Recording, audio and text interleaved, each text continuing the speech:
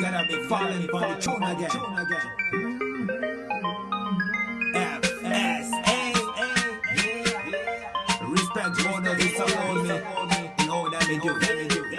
Yeah, man. This is Riverside Productions. Mecha ichuda iva chika ngoma chino tuchinakidza chijamba ngoma everyday vaikana manyu namba time chifamba rikavanda zvidhaya matuna vari kubika neni ndichamabika palevhora vasvika neni ndichasvika ndicharamba ndakamira navo samatenga nhasi ndiripo churi tichikana fanzi roti wilo ndipo pamusoro vamwe vechagodo vaikaya handisvike panditori pano musoro wevatema ura parasitamo raimbovadziva nhasi ravazamuko vakuru vakati inga uche madzoro nhasi ndiripo ndinichiretemesa musoro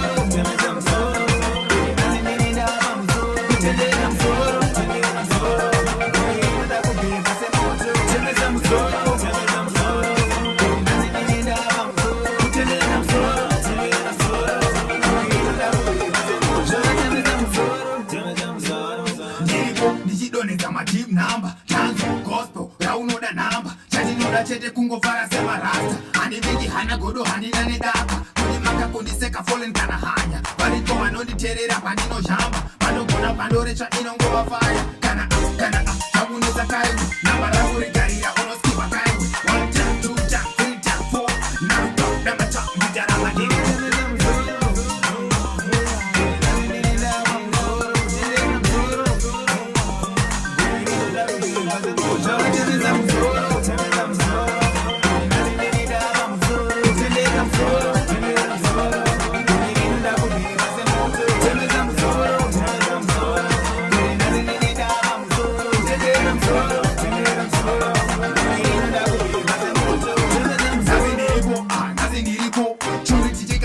roti wilo ndipo pamusoro vamwe vechagodo vaikaya handisvike panditori pano musoro yovatema voda parasitamo raimbovadziva nhasi ravazamuko vakuru vakati inga uche madzoro nhasi ndiripo ndinichivatemesa musoro nhasi ndinindava musoro kutendera musoro ndorienda kubhebha semoto ravatemesa musoro